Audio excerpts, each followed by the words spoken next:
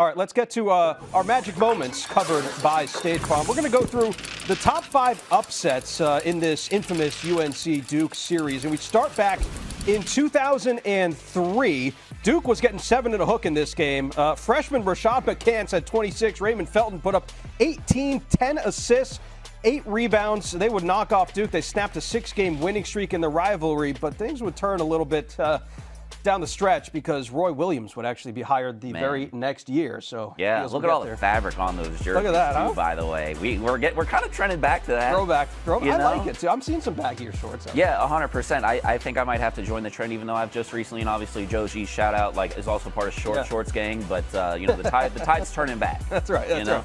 It is. Let's go back to February 2016. Duke beating North Carolina by a 1-point margin. Grayson Allen led Duke with 23 points, while freshman Brandon Ingram had 20 points and 10 rebounds for the defending national champions. The Tar Heels went on to make the national title game that season, losing to Villanova on a buzzer beater. UNC won it all the following year. The next year they did, yeah. That was a good one. Grayson Allen, probably, we talked about it earlier, one of the more disliked Duke players. This was the epic shoe blowout game for Zion Williamson back in 2019. Duke was favored by almost 10 points in this game, but North Carolina stormed back. They won at 88-72. Duke would also lose the meeting at Chapel Hill, but got revenge in the ACC tournament semifinals en route to earning the #1 overall seed. And as our producer Shelby put, Duke would eventually lose to Michigan State in the Elite Eight that year. Legendary stuff without blowing a tire. Let's go back. R.J. Davis, man, been playing for a minute and a half. 2022, he was one of the 4 20-point scorers for the Tar Heels as they upset Duke in Coach K's final home game. And Hubert Davis's first trip to Cameron Indoor Stadium as UNC's head coach.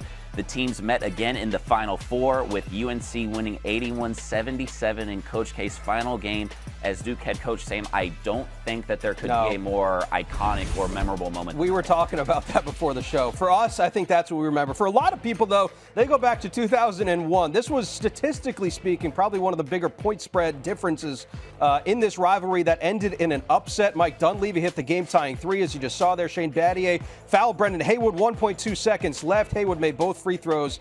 Duke would, however, go on to win the national title that season with Jay Williams as the leading scorer. And we will talk to Jay Williams in just a second. So the precedent is there, Lyles. Like the upsets do happen, although this UNC team has their struggles, and those have been well documented. Every single game, essentially, they go in, they are undersized, and that has been a massive problem for them this year. They will be undersized again, but let's give some Tar Heel fans some hope here on this show.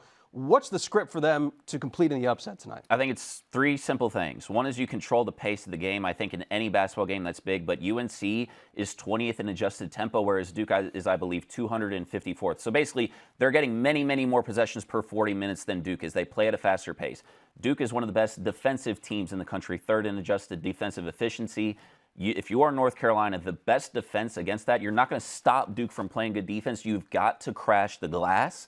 And then the third thing, R.J. Davis, you got to be the best player on the floor tonight, man. You got to be better than Cooper Flagg. You got to be better than everybody else.